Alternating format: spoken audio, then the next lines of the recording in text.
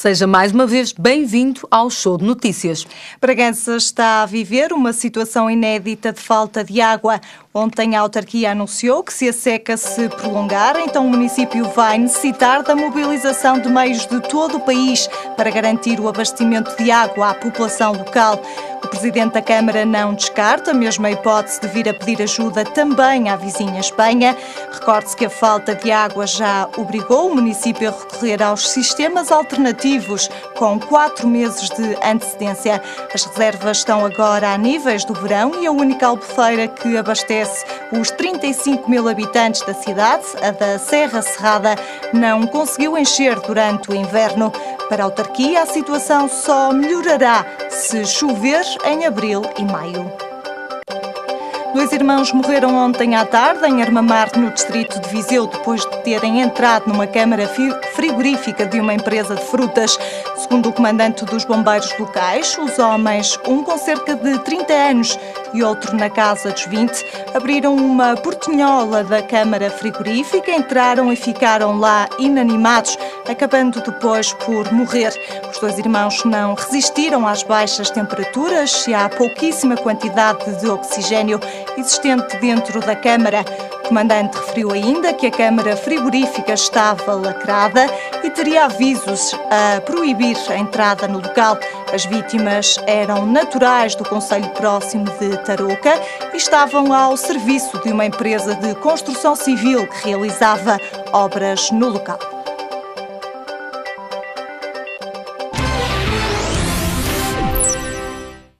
O projeto Movimento 1 Euro é uma associação de solidariedade social sem fins lucrativos. Com apenas 1 ano de existência e 1 euro por mês, o movimento já ajudou algumas instituições com cerca de 10 mil euros.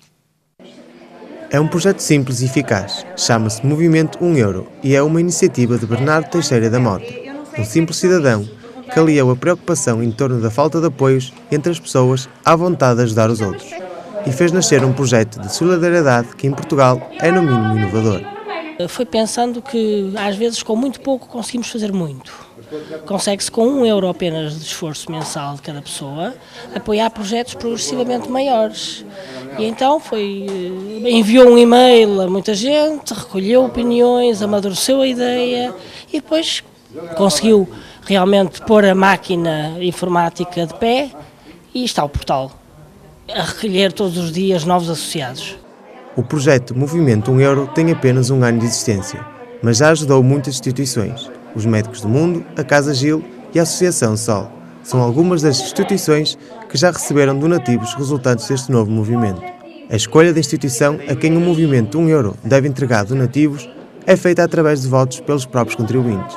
Ao doarem todos os meses 1 euro, os sócios deste projeto podem também escolher a instituição que querem ajudar. Estamos no Lar de Santo António, na Maia, que foi uma das instituições contempladas na votação do passado mês de janeiro. Apesar de ter ficado em segundo lugar, o Movimento 1 Euro, em parceria com o fornecedor do jogo Bóssia, uniram esforços e surpreenderam a instituição com a oferta de um jogo lúdico que promete fortalecer a atividade física de todos os utentes. Foi uma grande e boa surpresa. Este donativo vai permitir aos idosos uma melhor participação na atividade física e desenvolvimento das suas capacidades. Alarga o leque das atividades, é mais um jogo. O Sr. Aurélio vive no Lar de Santo António há 15 anos. Desde que aqui chegou, foram muitos os jogos que disputou com os outros utentes. Desde a sueca ao dominó, sempre jogou com um espírito campeão. Agora, com o novo jogo, não será diferente. Já conhecia este jogo? Já que a gente já tinha feito uma experiência aí também. E o Sr. Aurélio é uma pessoa competitiva? Gosta de ganhar? Quem é que gosta de perder? Ninguém gosta de perder. 1 euro, um sorriso. E esse é o lema do Movimento 1 Euro. A prová-lo está o Sr. Aurélio, que com o jogo Bóssia fez mais uma jogada de campeão. E connosco em estúdio está Bernardo Teixeira da Mota, o fundador deste Movimento por 1 Euro, ou desta associação intitulada Movimento por 1 Euro. Obrigada, Bernardo, por estar connosco. Obrigado. Antes de mais, gostávamos de começar por perceber como é que surge a ideia de criar esta associação. Olha, surge numa altura da minha vida em que eu parei para pensar mais porque é que as pessoas não se ajudam tanto entre elas. E cheguei a 3 conclusões. A primeira é que as pessoas arranjam como desculpas, chamam-lhes desculpas, o facto de não terem dinheiro para elas, como é que têm dinheiro para os outros, que é uma desculpa válida. A segunda é não ter tempo. Se eu não tenho tempo a mim, como é que eu tenho tempo para ajudar os outros? E a terceira é não acreditarem que a ajuda que dão vai diretamente ao destinatário final, que precisa de ajuda.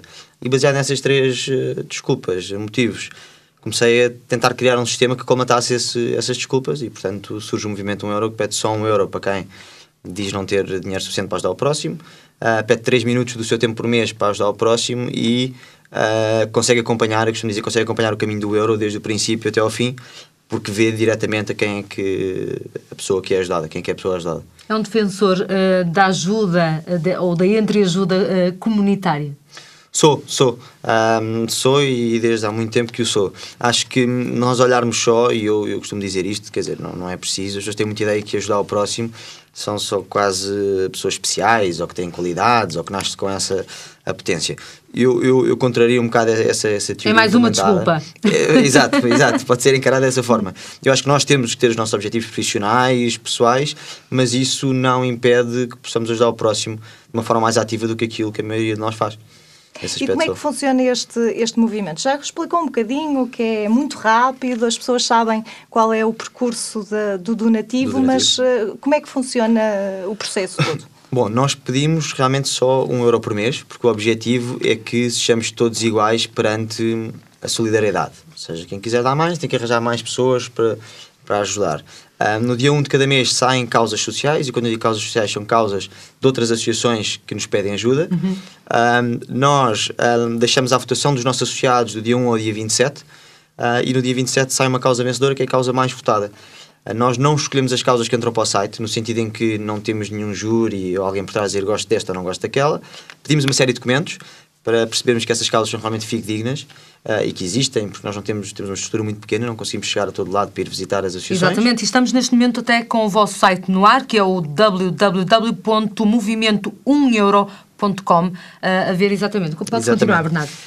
E, portanto, como conseguem ver no site, nós submetemos à votação, há uma votação contínua até o dia 27, e no dia 27 sai uma causa vencedora, ou 2 causas vencedoras se nós conseguirmos duplicar o número de associados que temos, e depois vamos entregar a causa. A entrega da causa é feita juntamente com os associados que se quiserem juntar a nós, e fazemos um pequeno filme a entrevistar quem está do outro lado a ser apoiado, tiramos fotografias e colocamos no website esse filme, essas fotografias e recibos de todos os custos envolvidos no apoio à causa. Tem que ser assim exatamente porque vivemos num tempo em que as pessoas não acreditam, ou seja, é preciso credibilizar as coisas. Exatamente. Sobretudo, não basta ser, é preciso parecer também, aquela antiga frase.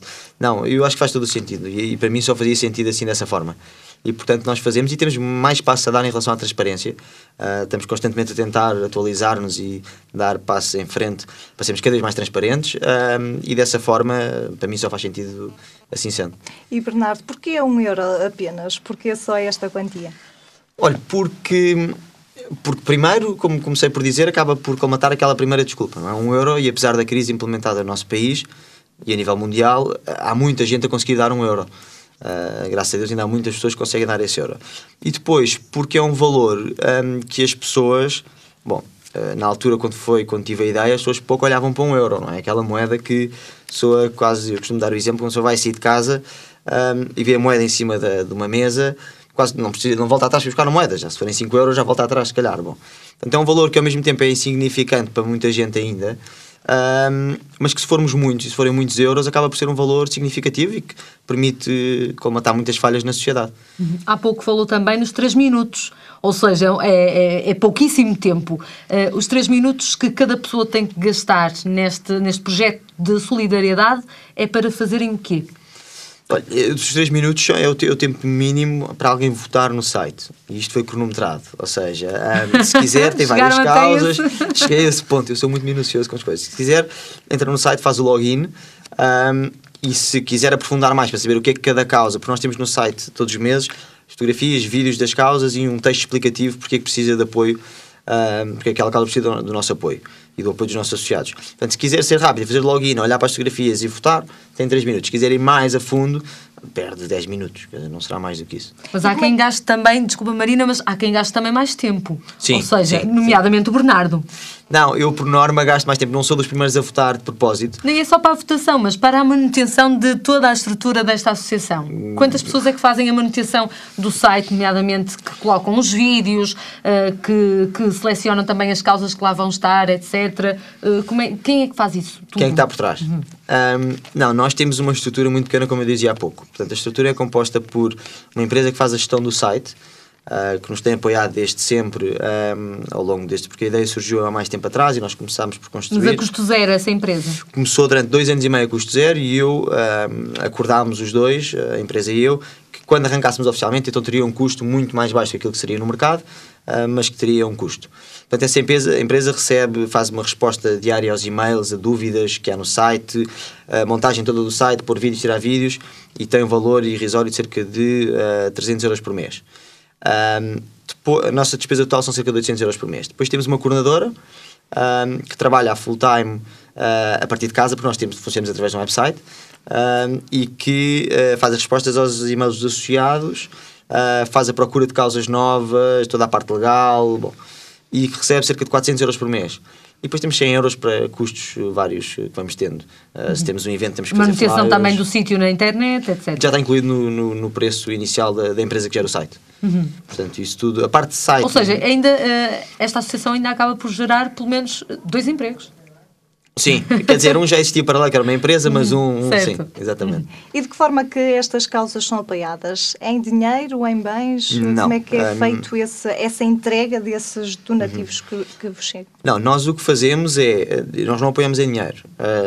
O que fazemos é o seguinte: a causa, quando se candidata ao nosso website, à associação, diz-nos quem é que são os fornecedores principais que têm para a causa específica, fazemos um pequeno estudo de mercado para perceber se ali ao lado, na zona, há preço mais baixo ou não. Já nos aconteceu conseguirmos, por coincidência, ir buscar a um fornecedor ao lado um valor mais baixo, e portanto essas causas não são escolhidas por nós, entram diretamente no website.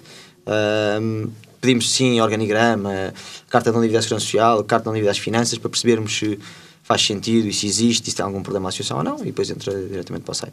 Quantas causas é que a associação por €1 já apoiou? Olha, no ano 2011 fizemos o balanço e apoiámos 14, portanto, janeiro, fevereiro e março foram 2, portanto temos 15 a 6, 18 causas.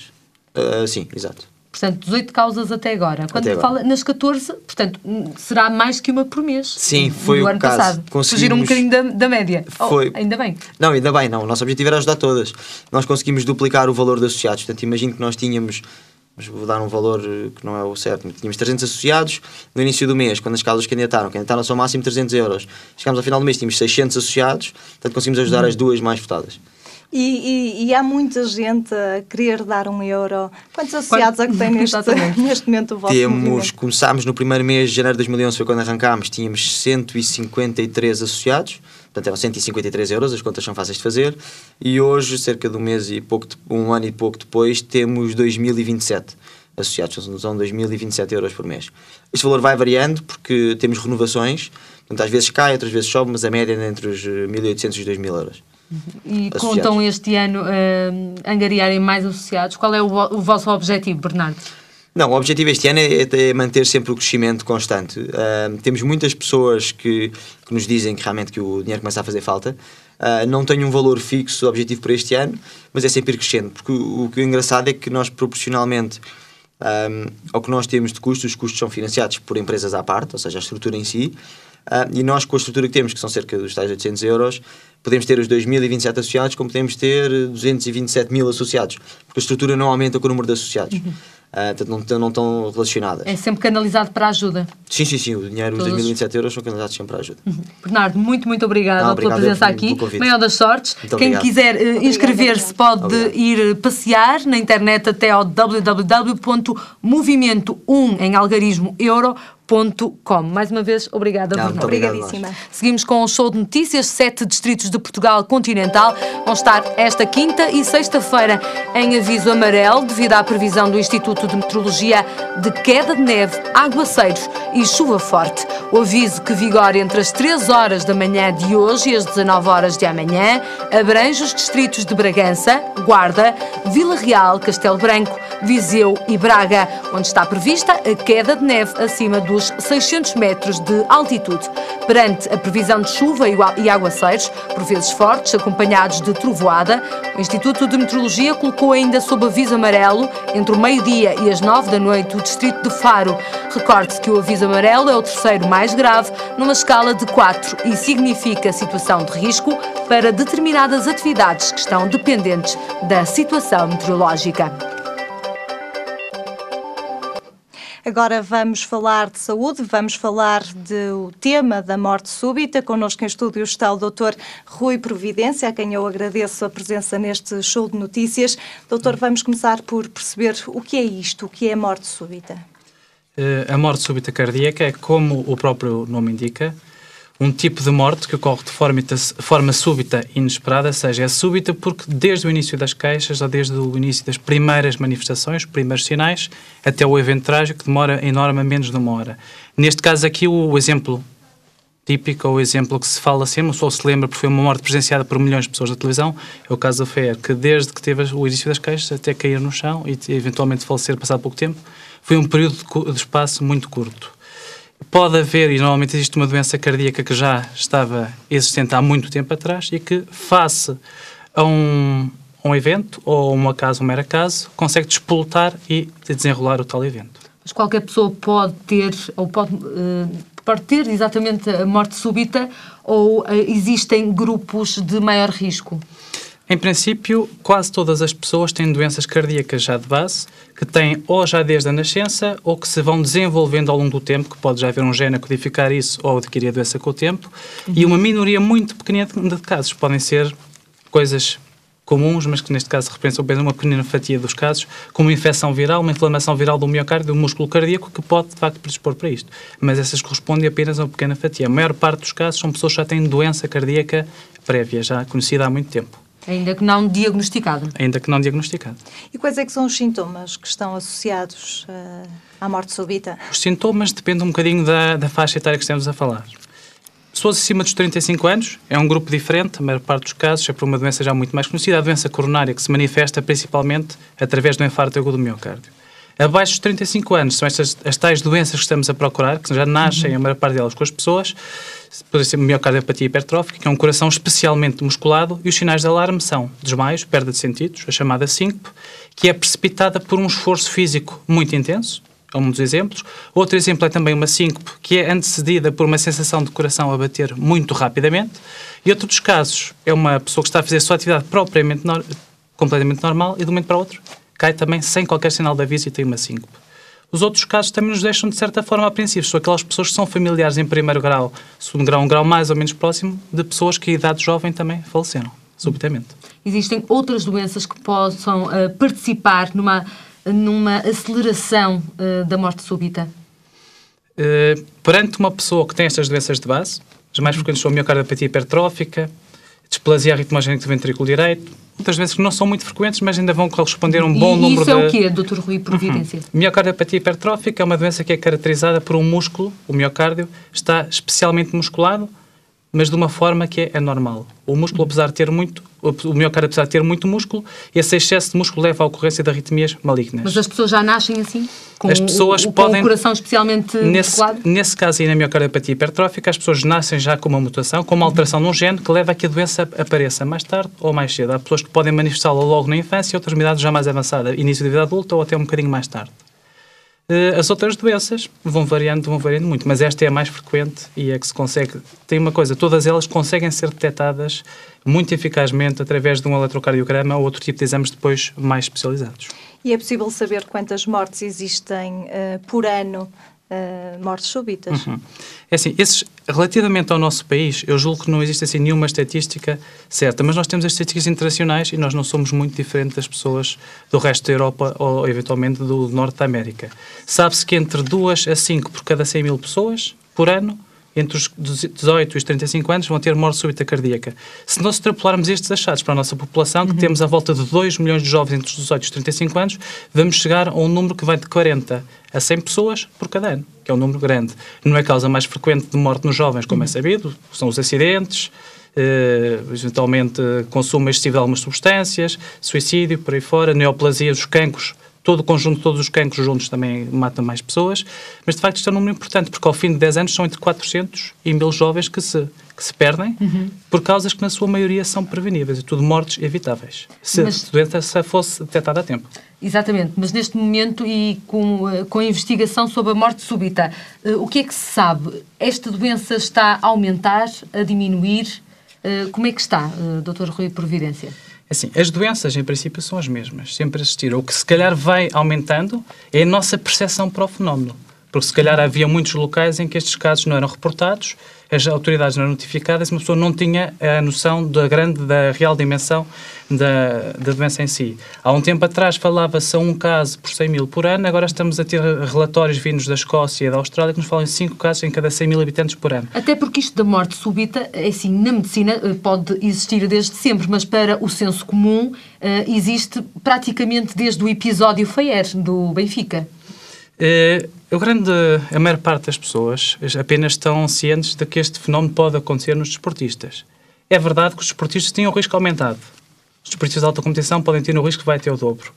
Mas se nós formos a ver, estas mortes que acontecem por ano, 40 a 100 por ano, cá no nosso país, a maior parte dos jovens não são desportistas. Exatamente. Por isso, a grande fatia de mortes súbitas não são os desportistas. Claro que as pessoas associam esse tipo de episódios, o episódio de Moamba, que foi um episódio de morte súbita cardíaca abortada, ao fenómeno em si, mas a maior parte dos casos... São mais mediatizadas. Isso mesmo. Por exemplo, há poucas semanas atrás, houve um jovem que morreu em Braga, morte súbita, 20 e poucos anos. Sei também que houve outro caso em Viseu. São casos que eventualmente não chegam aos jornais e aquilo que não é publicitado, que não é falado, infelizmente, acaba por não acontecer. Para a família acontece, mas para a opinião pública não acontece. E aquilo que nós não sabemos não nos gera preocupação.